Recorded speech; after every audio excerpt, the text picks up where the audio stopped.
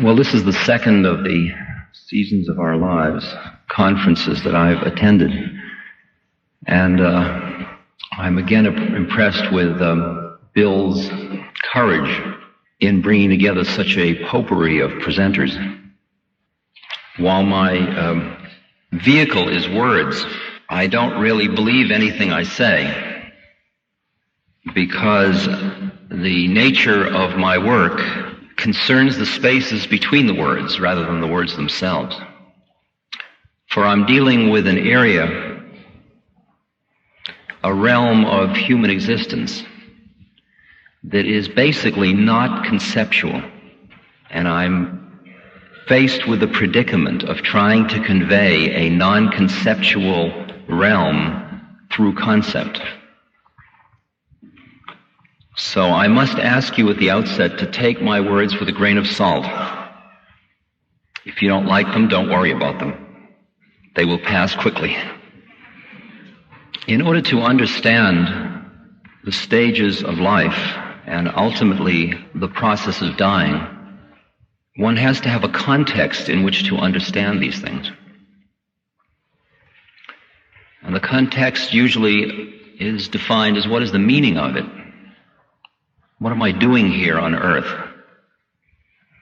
Because having an understanding of one's function or purpose makes one understand whether some process that's going on in transformation is functional or dysfunctional, whether or not it's useful or not. I mean, I think none of us are so naive at this point, certainly not in this gathering of professionals and people related in related fields. None of us are so naive as to think that only that which gives pleasure is useful. I think most of you now have found through your own experiences that there is incredible growth through suffering.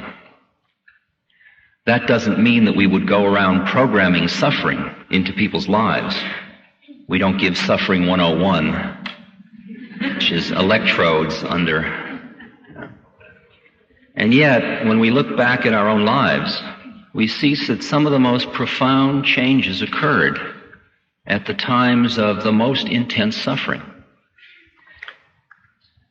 And the nature of the suffering is that we are confronting a situation which is dissonant or disparate from the model we have of how reality ought to be.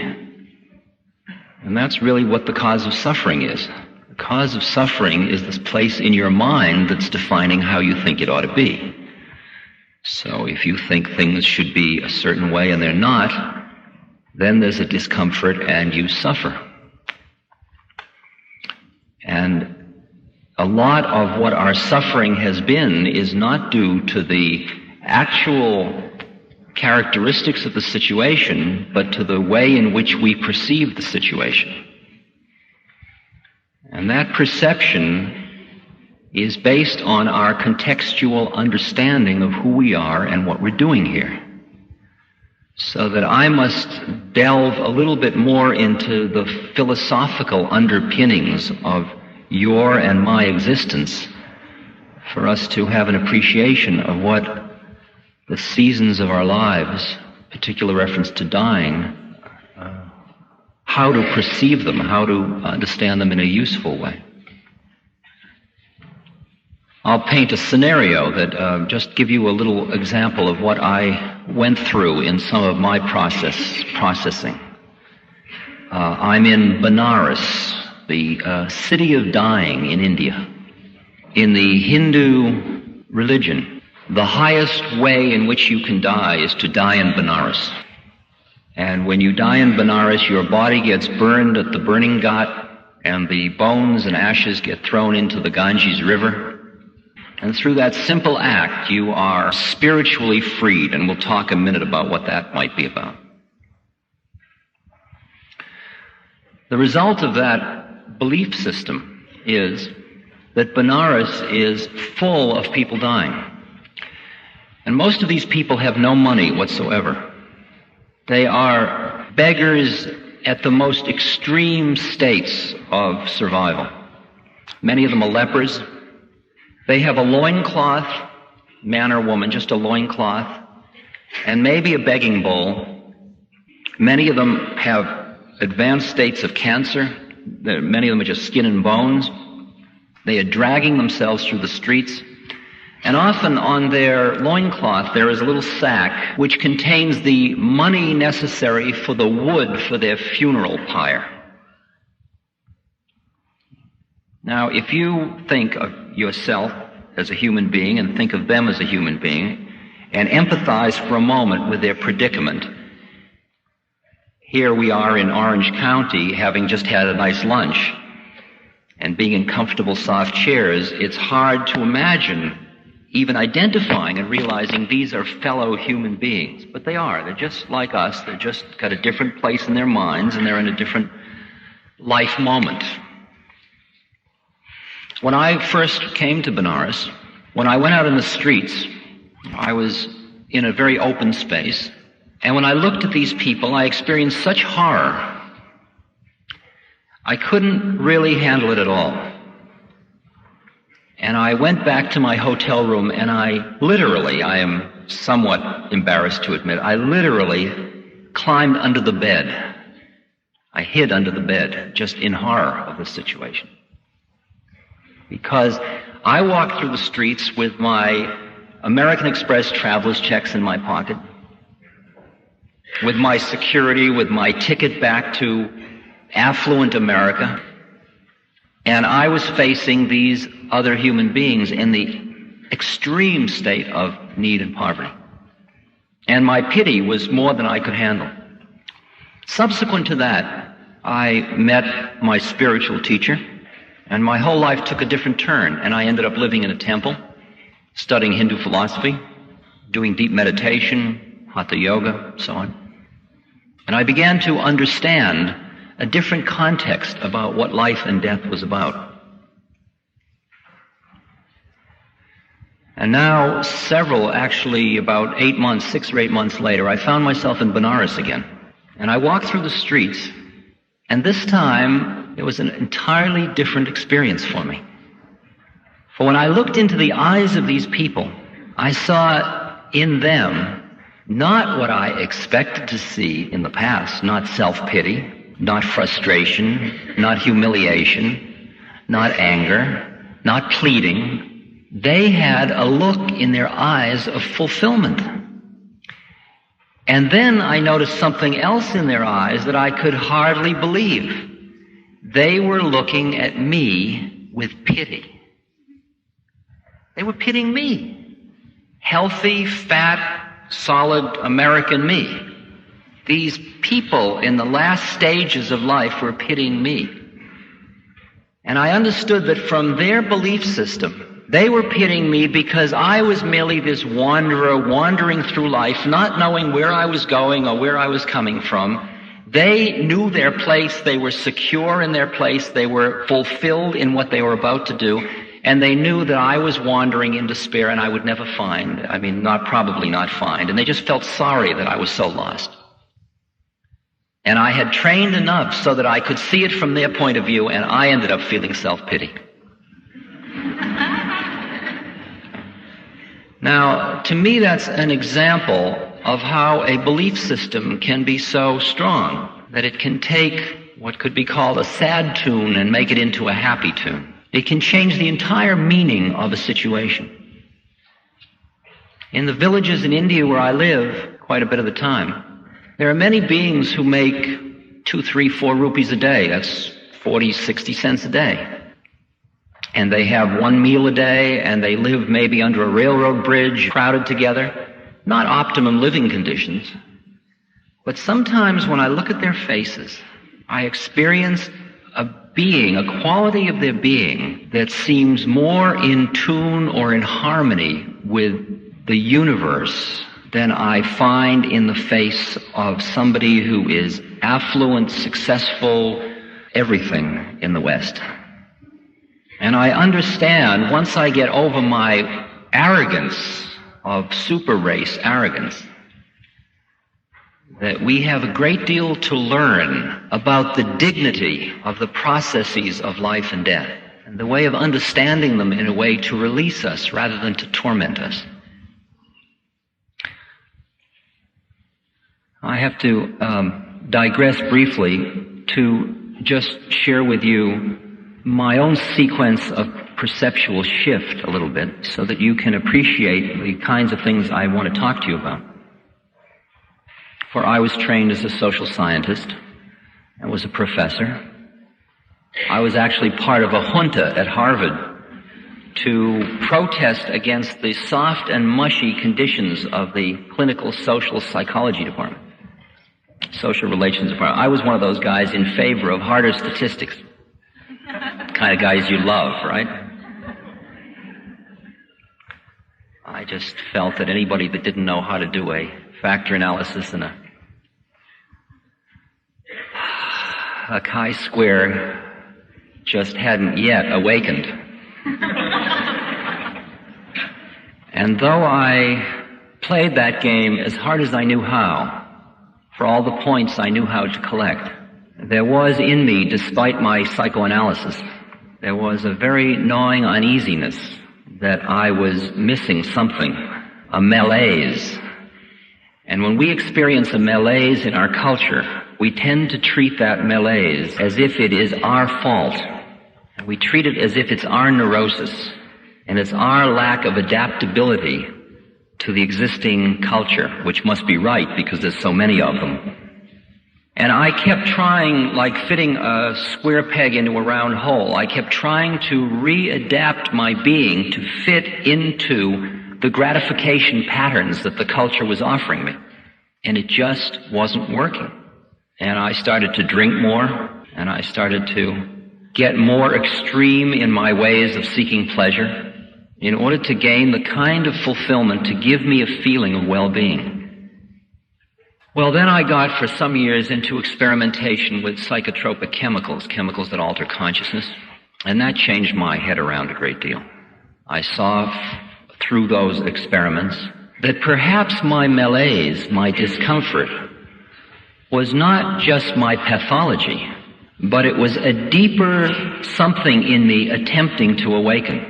And that maybe instead of treating it as some sickness that ought to be treated as a problem, I should see it as something graceful, to be honored. And maybe it would be useful to allow my life to adapt, to tune to those feelings of wrongness or rightness within myself. And I did that, and I just let my life go in the course it would naturally take, responding to an inner intuitive sense of, right, okay, that's all right. And it took me through, away from academia, it took me through psychedelic chemicals, it took me to India, it took me into yoga, and it brought me back to America, and it took me into a different kind of a perceptual view of the universe. And I found, much to my surprise, that through whatever had happened to me, had very profoundly, in the real sense of alteration, had profoundly altered my feelings about death, and as a result, my feelings about life. It had very profoundly altered the definition of who I think I am. Now, I could try to very gently take you into the space translating, but instead of doing that, I'm going to do a much more shock treatment process. I'm just going to tell you how I see the world. And many of you will say, that is absolute rot. And that's perfectly okay. It's okay in advance. You have total license to reject it. But anything less than that would be dishonest on my part. So I'm going to go for broke. We'll let the chips fall where they will. Okay? I mean, I've convinced you I'm a nice person. I speak softly. I seem friendly. So now maybe we're ready for as the blow falls. You knew I couldn't sit cross-legged up here and not.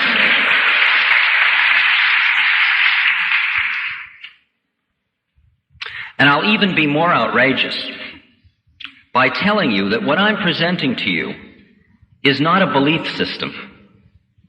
It's the way things are.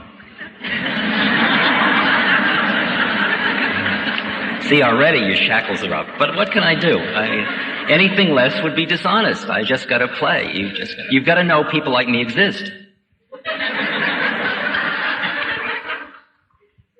To the extent that I am anything at all, and that we can open for question in a little while, seriously, we could consider me as a separate entity, a set of predisposing characteristics. You could call it would be like a DNA code, except we'll make it psychic instead of physical. I am a set of characteristics, a program that is manifesting by taking a human birth at this time. I have taken a birth into a body, and that body has with it a personality. I've taken a birth into a personality, and that personality is in a body. And I am going through a set of experiences which is called living life. And these experiences have a certain function. These experiences, if used consciously and intentionally by me, are vehicles through which I can awaken to who I am in truth.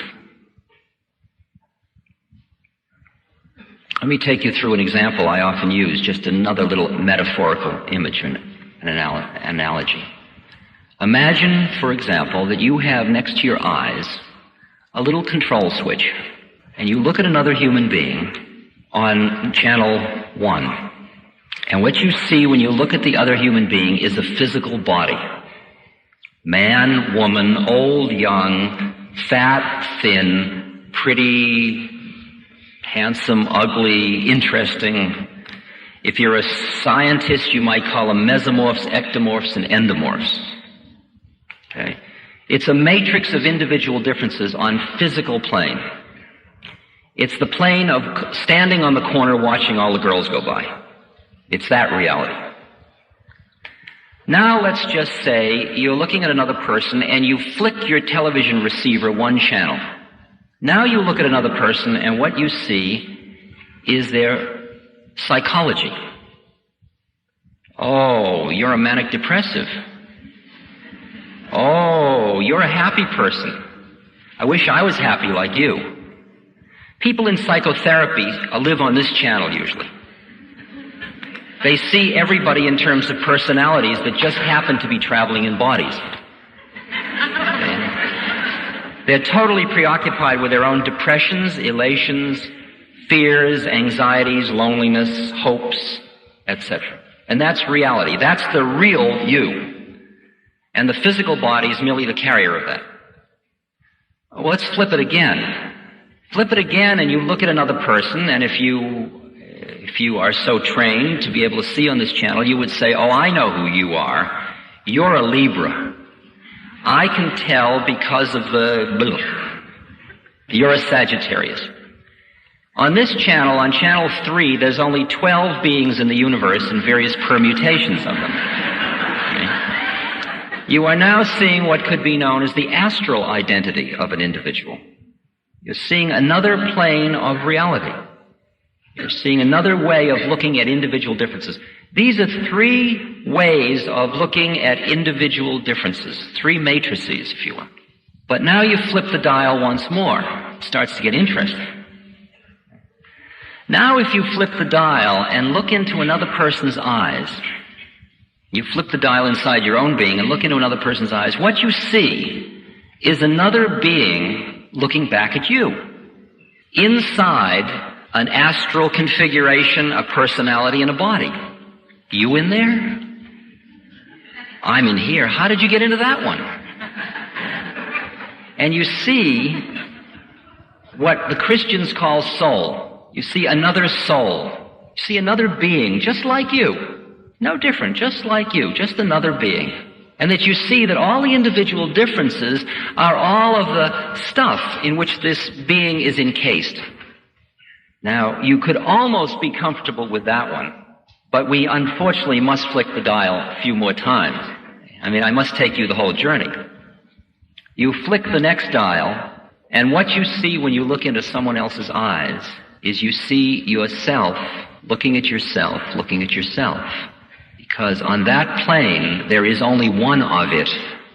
It is one awareness that is in a multiplicity of forms. And finally, if you will allow me to flick the dial just once more, if you haven't given up completely yet, you flip the dial once more, and you disappear, and I disappear, and the dial disappears, and we're dealing with what the Buddhists call void, or in the New Testament, before the word. That is, before the vibratory uniqueness, or why God is not able to be spelled in the Hebrew religion. It's unspeakable, unknowable, unseeable, unconceivable, inconceivable. Okay, now, of all of these channels on the television set, who are you? Which one do you want to settle for? You want to be middle-aged? How about that one? I mean, I'm middle-aged. I guess I'm middle-aged. I have a 47-year-old body. It's like I have also a 1974 Dodge van. But you say to me, who are you? And I don't say I'm a Dodge van. Why do I choose to identify with this? Well, if I don't pick body, should I pick personality? I'm somebody on the path. That's a good one to be. I'm a curious person. I'm curious about the future. That's a good one. I'm a responsible person. Well, I'm kind of wild. I'm lazy. I'm working on myself. These are all different psychological takes of who one is. Each plane, each turn of the dial has a different statement of your identity, and each one is getting into a more and more profound place. Now when we come back to who am I, which channel are you talking about? If we start from the top and go on down into the grosser and grosser planes, I am the void who manifests as the one, who becomes the many, who has a unique set of factors to work out through a unique astral, psychological, and physical body. That's what I'm doing on earth. I have taken a body to do certain work. And when I finish that work, I will drop that body. We are dealing here with the issues of karma and reincarnation. Now, in the West, after the councils of Trent, Constantinople, and Nicaea, anywhere from about 200 to 500 AD, these ideas were roughly thrown out of Christianity because they didn't make the church a workable situation. Because when you had reincarnation and karma, every human being became their own priest. Because it was between you and God. And for the church to keep its own control, it needed to use and see its function as keeping people morally living properly. It had to get rid of those concepts.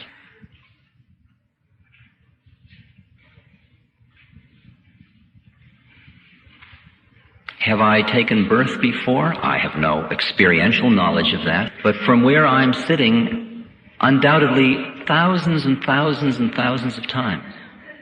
Will I take birth again? Undoubtedly thousands and thousands and thousands of times.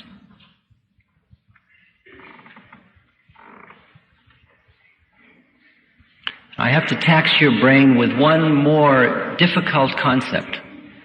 As long as we were dealing with your body, with your personality, with your astral identity, or with your soul, we were dealing in time. Time passes, things change.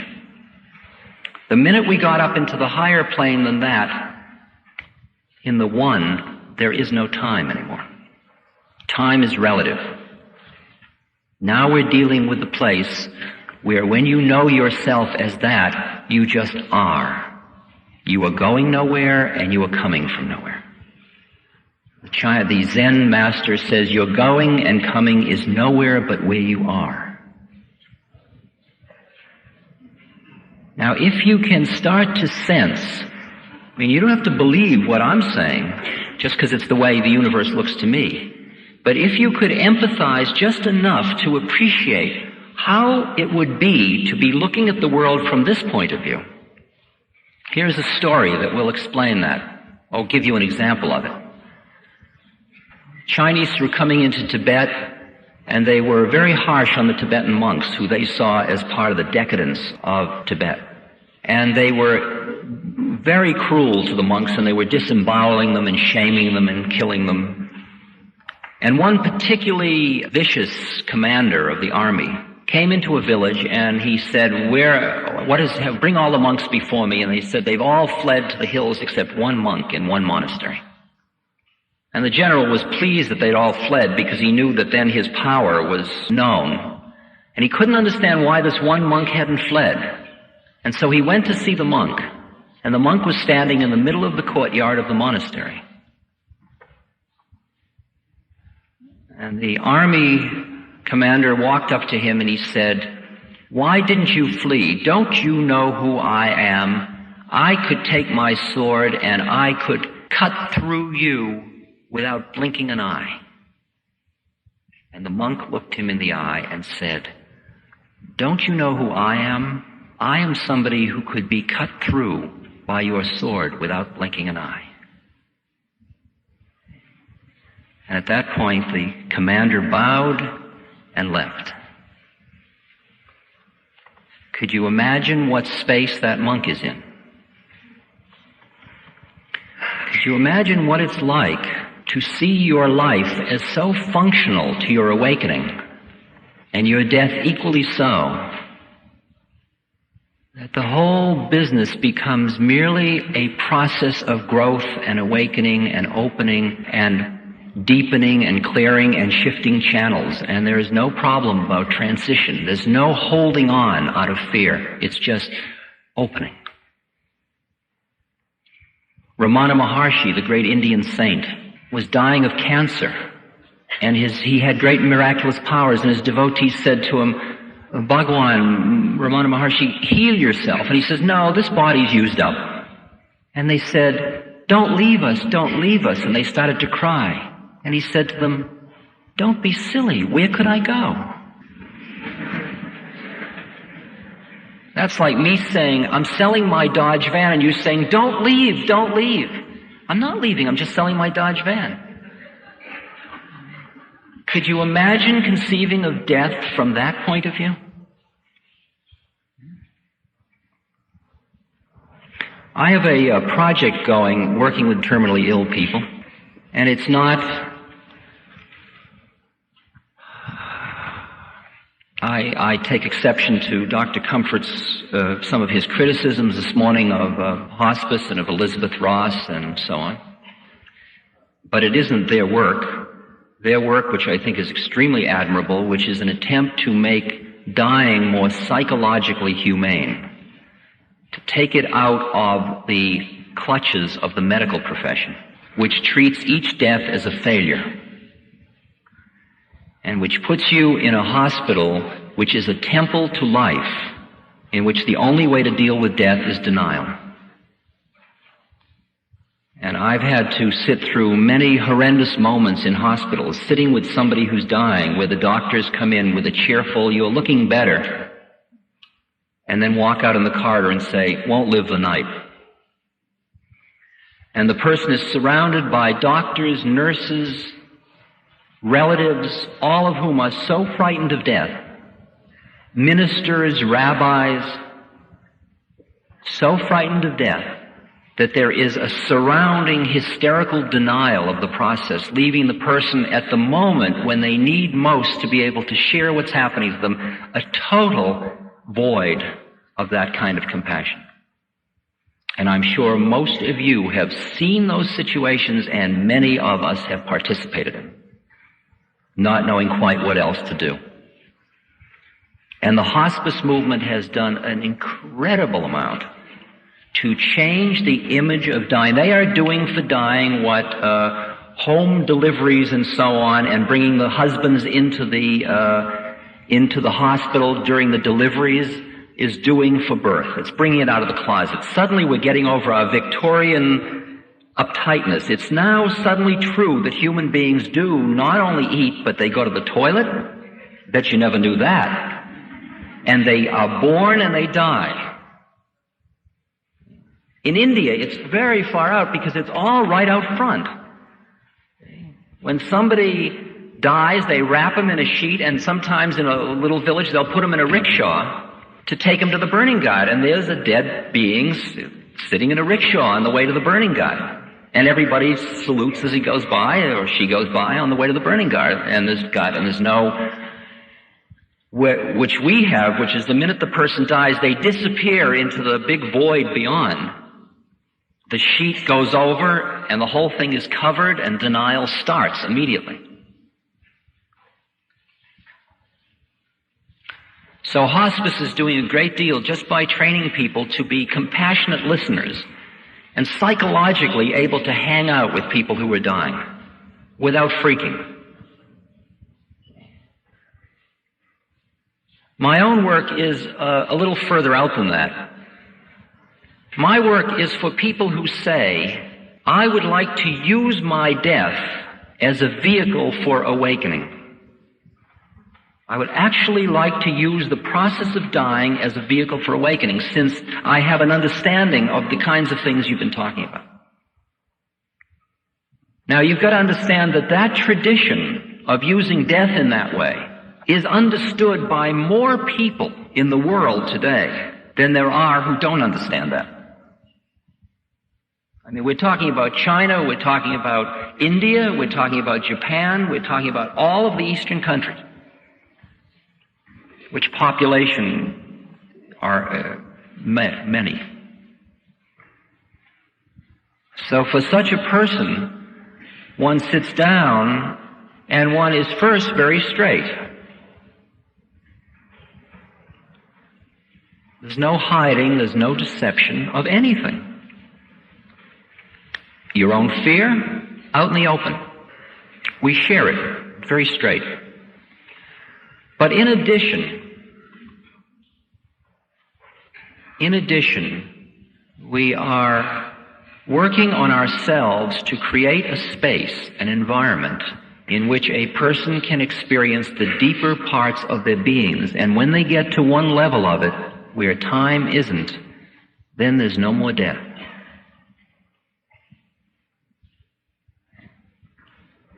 Sometimes I just go and I sit in a room with somebody that's dying, and I merely sit there quietly with them. And they run all of their fear through me. And what comes back is peace. Because I don't have any fear of death that I can touch at the moment. To me, death is a process of just leaving what you thought you were. Not what you are, but what you thought you were.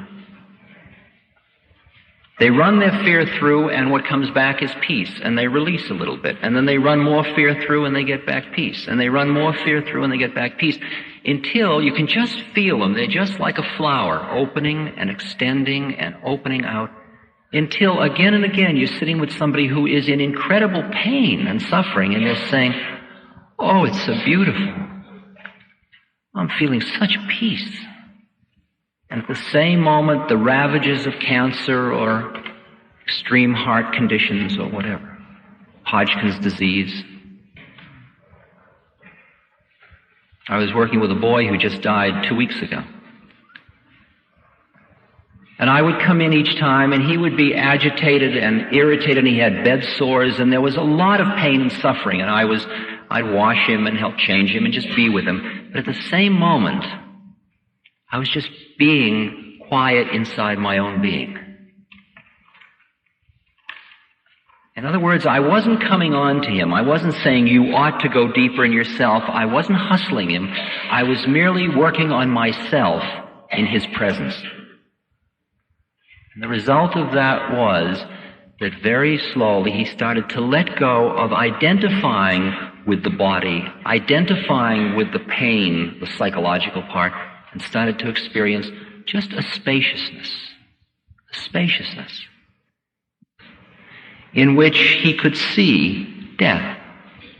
Death comes, birth comes, life comes, growth comes.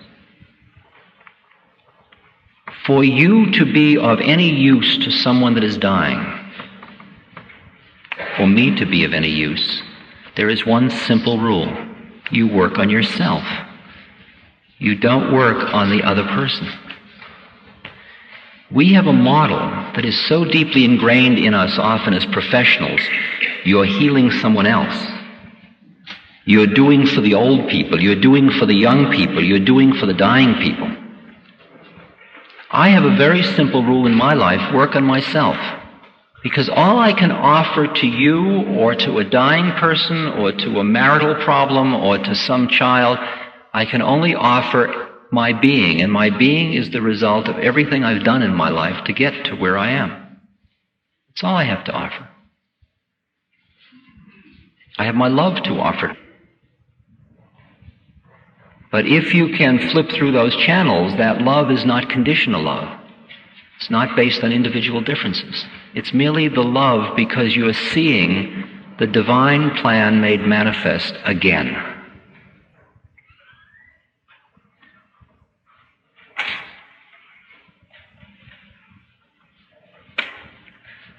Every moment of your life, once you understand the purpose of it, is your vehicle for awakening.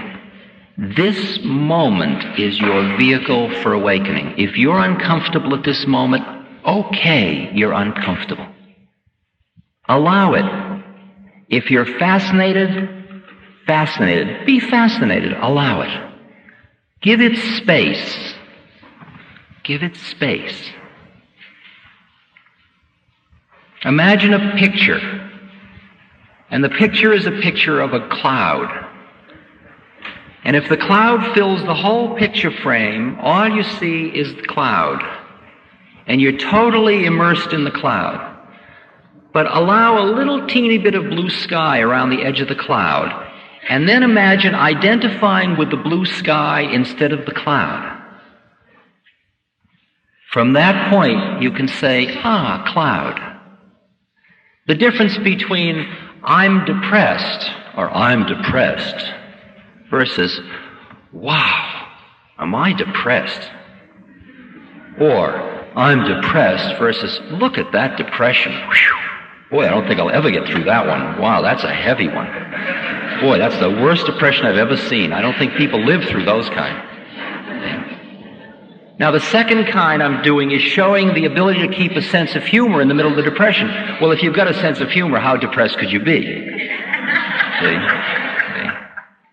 But that's the issue. It's the issue of the tiny bit of spaciousness that surrounds the identity with the happenings of life, the experiences of life. It is said in the spirit mystic literature, one to me is loss and gain.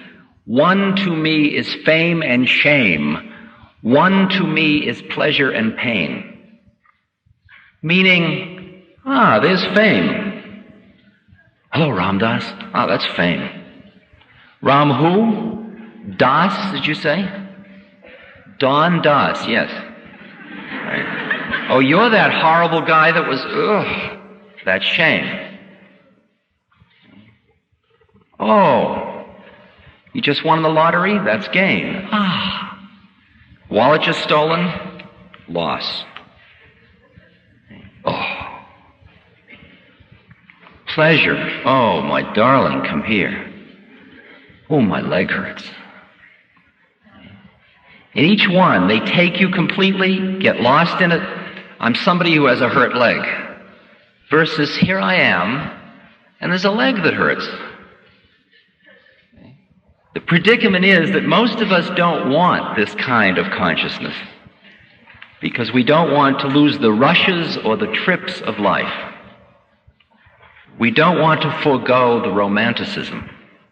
We don't want to forego the rush that comes from identifying with our own melodrama.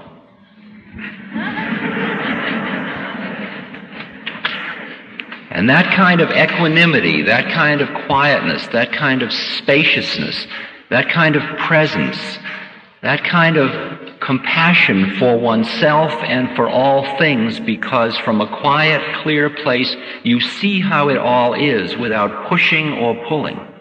For it is only the non-attached mind that can truly appreciate how it is. Otherwise, you're just seeing the projections of your own desires. If you're hungry and you get down the street, you will notice restaurants.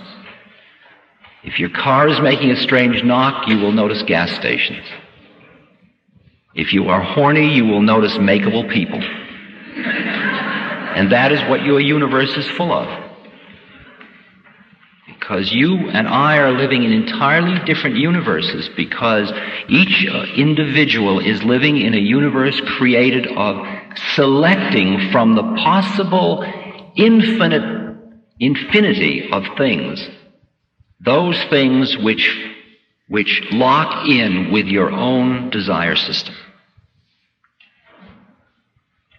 So if you identify with a desire, that will determine what you see in the world. When you get to the point that you can allow a desire system without identifying with it, sure, I have lust. Sure, I have greed. Sure, I have fear. Sure, I have depression. But here I am. I am, and there's an aging body, and I am, and there's depression. And I am, and there's hope, and I am, and there's planning, and I am, and there's death. How different the space. That's because the television channels, you're living on more than one of them simultaneously. You're starting to live on all of them, all at once.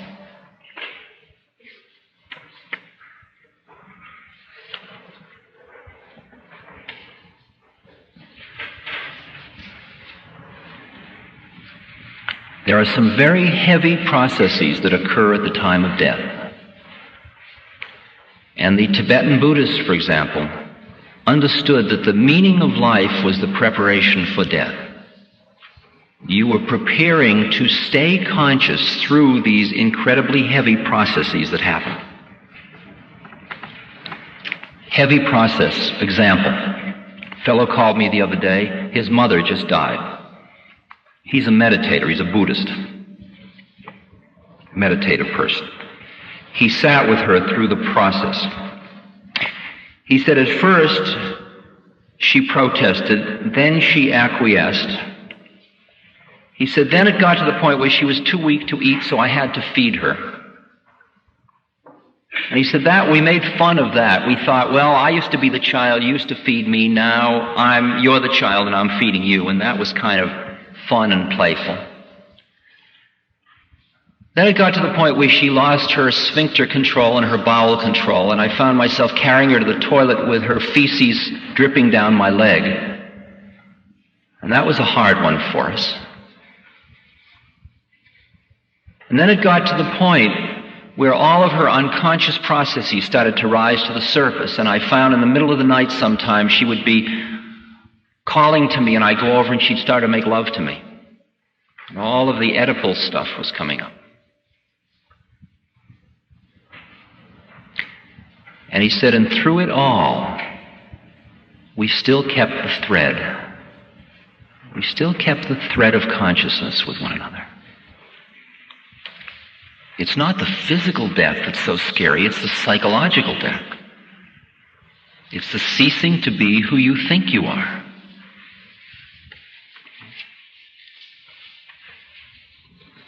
The thread was held.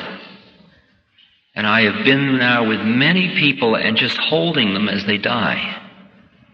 And being right with them, looking in their eyes as the spirit just leaves, as they just leave. And the last breath occurs and the eyes glaze over and the being just leaves.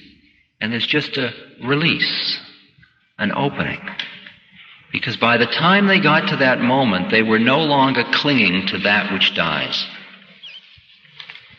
Don't be silly. Where could I go? There's no more clinging to that which died.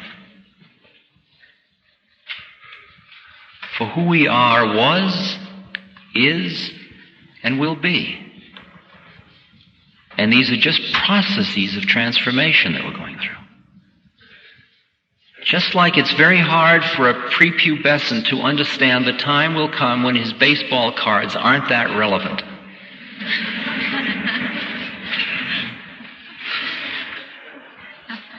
So the time will come when even our mortal coil isn't that relevant.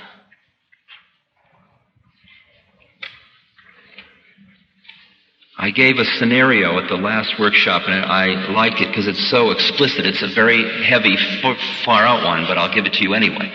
If you will just imagine somebody who has died, and they died in the Western, I'll give you two people. One has died in the Western metaphor, see, so they're busy not dying. Doctor, save me, transplant me, implant me, do whatever you do, but don't let me die. But you're dead, then you die. And a voice says to you, hello. And you say, well, if I can hear a voice saying hello, I guess I didn't die. The voice says, no, you died. You say, well, I can't have died. And that's confusion. It's called purgatory in Christianity. And you just sort of hang in that place, and then you get reprogrammed into the next round. But now, as you go through incarnation after incarnation, on and on and on and on, somewhere along in the sequence of these, you begin to awaken just a little bit. And you get to the point where you begin to hear what I'm talking about, and you begin to see, wow, far out, that's all that happens when you die. So as you're dying this time, instead of, doctor, you say, wow, this is going to be great. Here we go. Ready? Put on your safety belt. Here I go. Ready or not? Oh, wow. Whew. Now you're dead, see. Somebody says hello, and you say hi. Right? Now you're in a new predicament. You're still somebody. You're not nobody yet. You haven't finished your rounds of birth and death. So you're going to take another incarnation because you've got more stuff to do. You've got to go through more experiences. So you have a list of things you've got to go through, see. You say, gee, if I did it right, I could clean up all of these in one birth. Far out. Let's see. If I took birth as a child in the poorest tribe in Africa, that would be good, because I'd clean up that one. That was the one I got from being that king 50 births ago when I misused that. Then let's see, if I'll get raped when I'm 9. That'll be beautiful. That would take care of that one, see. And then, I'll get syphilis at 13. I could die at 17 and clean the whole thing up. Far out. Okay. So now you've got a problem. You're all ready to do this. You've got your plan, and you put a little sign on you saying, this is all just a scenario. This isn't reality. You put a sign on it, and the sign says, I am somebody who wants to take this birth looking for two other people who need me, karmically like I need them, And the computers whir and all kinds of things happen, and within 1 million or 2 Earth years, something comes up. Doesn't matter, it's going on anyway. And these two people say, let's have a baby, or there's a moment of passion, and there you are. And as you're being born, you say to everybody, well, see you later. And you dive into Earth, and you go, wah, wah, and you're a baby. Veil over. You are a baby, that's all your reality is, a baby.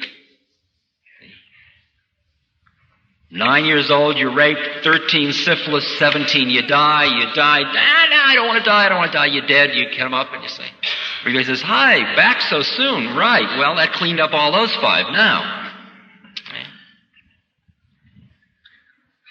Is that too gross for you?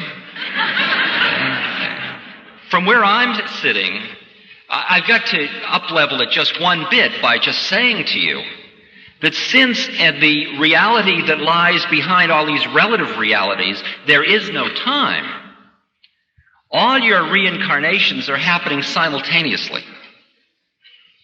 I mean, that's a little heavy for you, but you got to understand that it's not like it's spread out like Bridie Murphy, like you with that 40 years ago. It's all here now, all your incarnations. So that when you get all done with the last one, you realize nothing happened anyway. I mean, I'm pushing your mind all over the place. If you could see the universe that way, what would be the difference in the meaning of death? Well, I'm finishing chapter 3.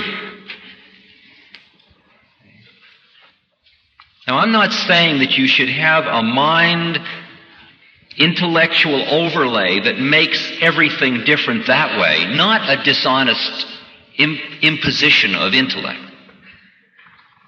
But for anybody that will subject themselves to simply sitting down quietly and learning how to quiet their mind by allowing the thoughts to come and go, just as simple a thing as following your breath. Just take 2 minutes now. Bring your awareness to your breath. Just notice the breath.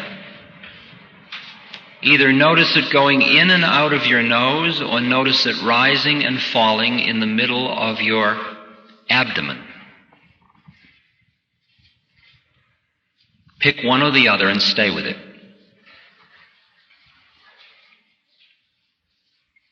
Notice the breath going in. Notice the breath going out. And notice the little transition points between the in-breath and the out-breath, and the out-breath and the in-breath.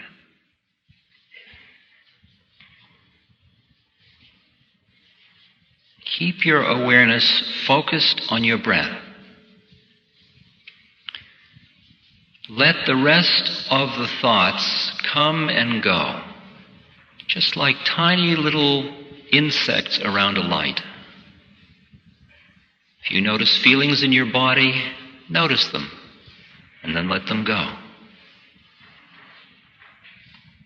If you are thinking about what this is all about, notice that thought, let it go. Come back to your breath. Breathing in, breathing out. The thought: we are sitting in a school auditorium in Orange County at a conference, a set of thoughts. Notice them, let them go. Floating by like leaves on a stream.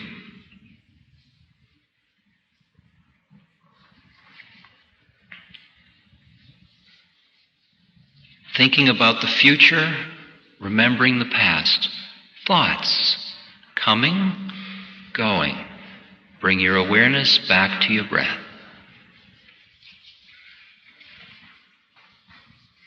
Deeper, quieter.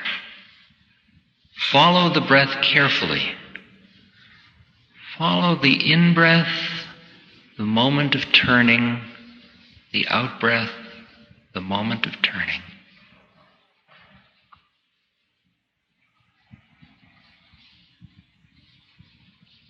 The silence in the room, notice it, let it go.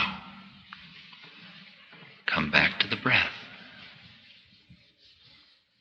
The breath is the focal point. It's the primary object.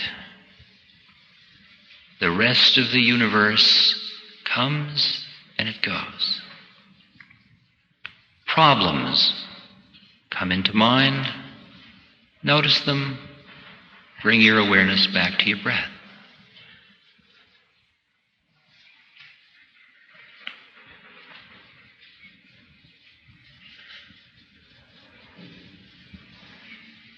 Staying right in this place now.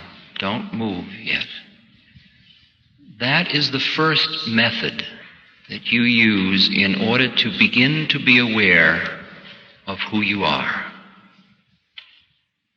You can do it anywhere, anytime. You don't need beads, you don't need priests, you don't need ashrams, you just need your breath. Because while you are following your breath, which is the doorway between form and formless, because between the in-breath and the out-breath, and the out-breath and the in-breath, there is the space. Now let me give you one more exercise. Just find the whole other quality. Focus in the middle of your chest. Just as if you had two nostrils. And breathe. Now, as if you were breathing in and out of the middle of your chest, Let your nose or your mouth breathe in or out the oxygen. But imagine that your chest is simultaneously breathing in a very soft, very delicate mist. Breathe in, breathe out.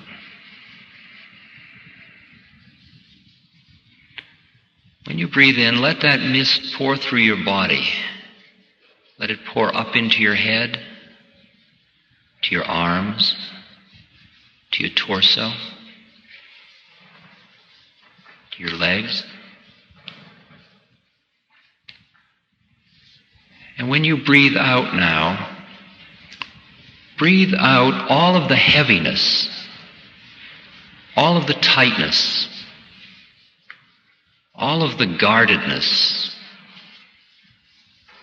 all of the disappointment, all of the pain, the loneliness.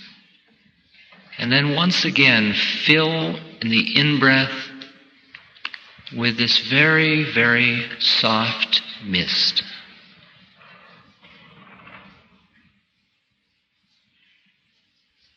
Let it wash through you just as if it were Drano, cleaning through all the tubes. When it dislodges something, a sadness or a doubt or a fear, just breathe it out.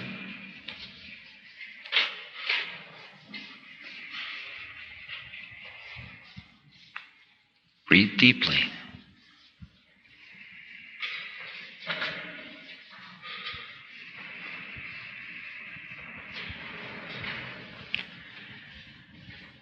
And then once you feel you have loosened as much of the stuff that holds you back from knowing who you are as you can at this moment,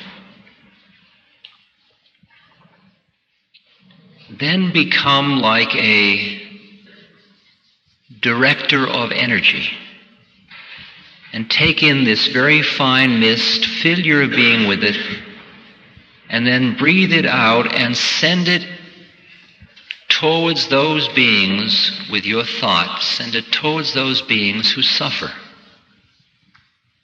Whether their suffering be physical, psychological, or spiritual.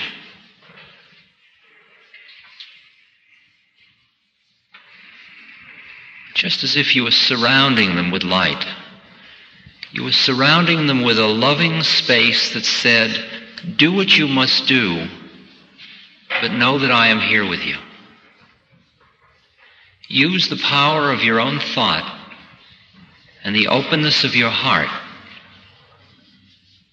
to give life and love and space to all beings.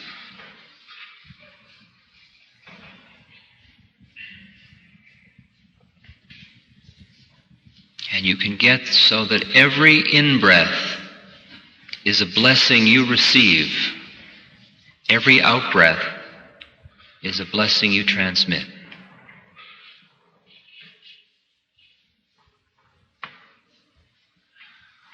With those two exercises, following your breath to quiet your mind, and breathing in and out of the heart to deepen your receiving of love and your compassion outward,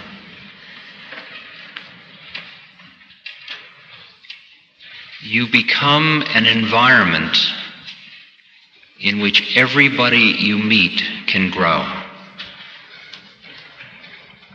You become an environment of quietness, of non-judgment, of love, of presence. For you to share the higher channels of consciousness, you must know them in your own being. Not with your intellect, but with your being. When Gandhi was on a train that was leaving the station, a reporter rushed up to him and said, Mahatmaji, would you give me a message to take back to my people? And Gandhi said, he scribbled on a piece of paper, "My life is my message."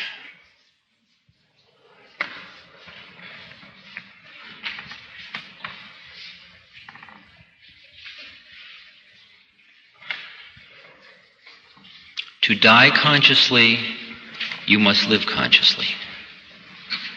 To live consciously, you must have the courage to go inside yourself to find out who you really are. To understand that behind all of the masks of individual differences, you are a being of beauty, of love, of awareness. When Christ said the kingdom of heaven was within, he wasn't just putting you on. When Buddha said each person is the Buddha, he was saying the same thing. Until you can allow your own beauty, your own dignity, your own being, you cannot free another. So if I were giving people one instruction, I would say work on yourself. Have compassion for yourself.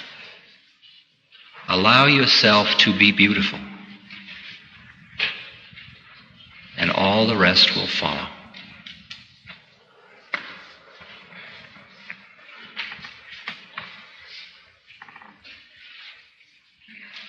If there are any pressing questions, I'll be happy to answer them. Yes? A question is asked about the existence of beings on other planets in our universe.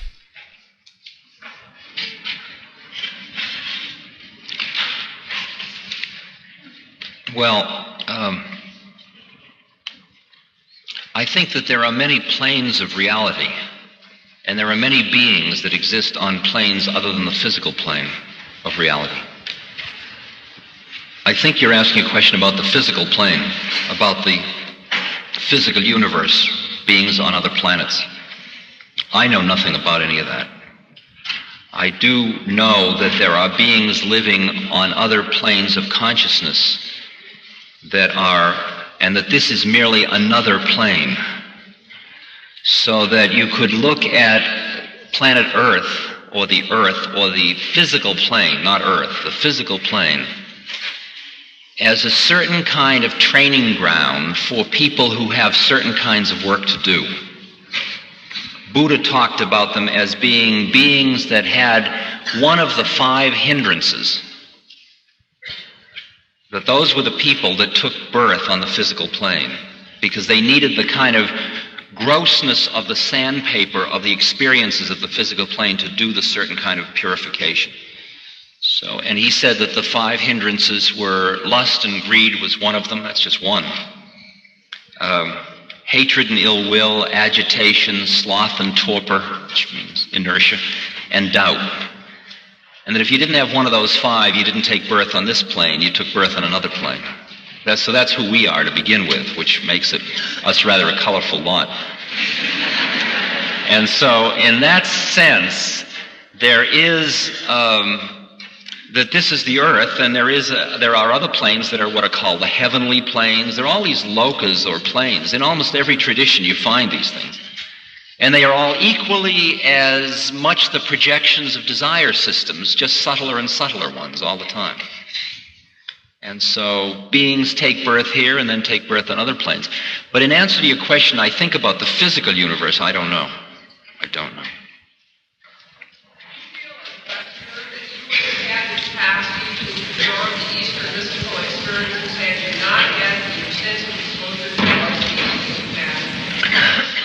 The question was, would I have been open to the Eastern mystical tradition had I not had such extensive experience with psychedelic chemicals? The answer is that I probably would not have. However, somebody who is now young in this culture now would be able to. In other words, at that time I wouldn't have. Now I might. If I wasn't so encrusted and closed in by the time I'm 47 and have bought a model so tightly that I don't have any space, then I wouldn't be able to hear it now. But now the environment is supportive of hearing this message. while 15 years ago it was not. I think that the psychoanalysis was useful. I'm sure everything in my life has been useful.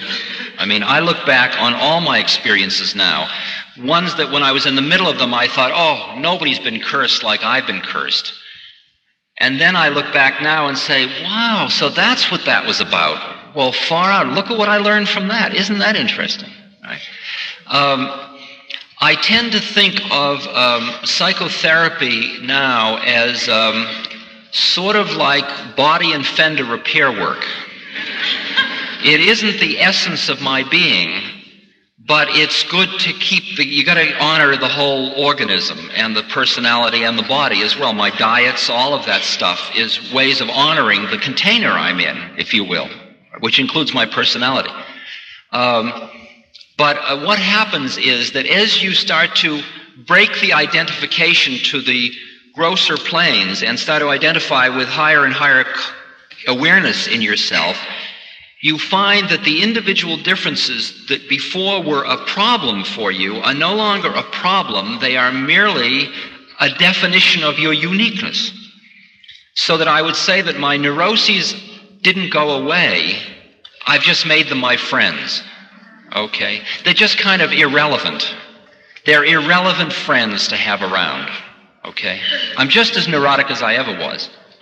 Right? Yes?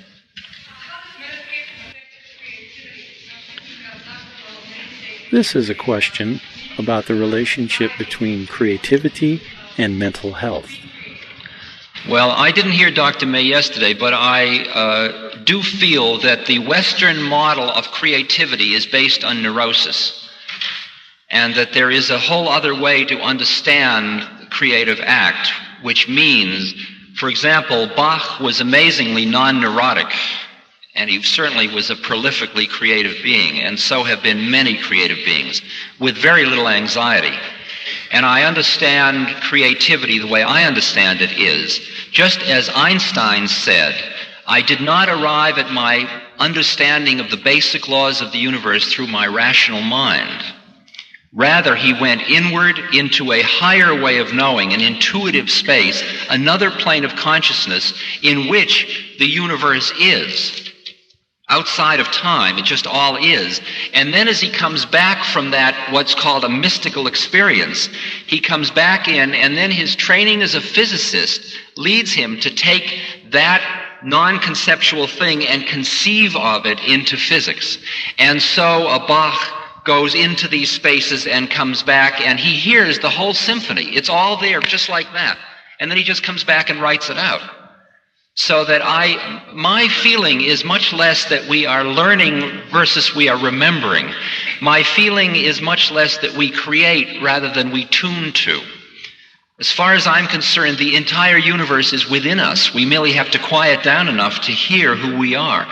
And as you become more conscious and less mechanical in the sense of being identified with the things which are within law, like body and personality, which are within deterministic law, as you move into pure awareness, you are freer in that sense, and out of you, every act becomes a creative amalgam of all of the things in the universe. That's what Taoism is about. That's when you see a monk, you can see the way he walks is a creative act. The way he washes a dish is a creative act. His calligraphy is the creative act. You can see, just in the form of the movement of the hand, the creative act.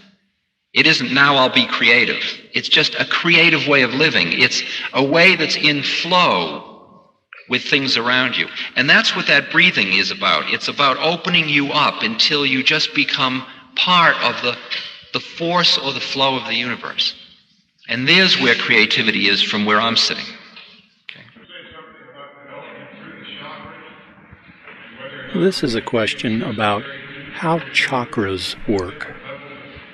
The chakras, or psychic energy foci in the body, of which there are 7 in the body and there are some over the head, are a way of conceiving of the process of transformation of consciousness via the route of focusing on energy. Okay? Working with the kundalini or the shakti or the energy or the prana or whatever you want to call it. That's one route of doing it. Okay? Like if you're climbing a mountain, you could take the southern route or the northern route or the eastern route or the western route. One route will be meditation. You could just sit down and follow your breath, and in the course of that, all your chakras will open and all the energy will flow and it'll all happen. And all you did was follow your breath. Or you could do breathing exercises and bring the energy up your spine, the sushumna. Another method, the south route. Or you could do service. My route is service, of love and service. I mean, my daily life is my vehicle of coming to God. You are my exercise on myself. That's my vehicle. And I am yours. So that's karma yoga, okay? So it's just another route through, and it is a way. It's a very beautiful way, but it's only another way. Thank you.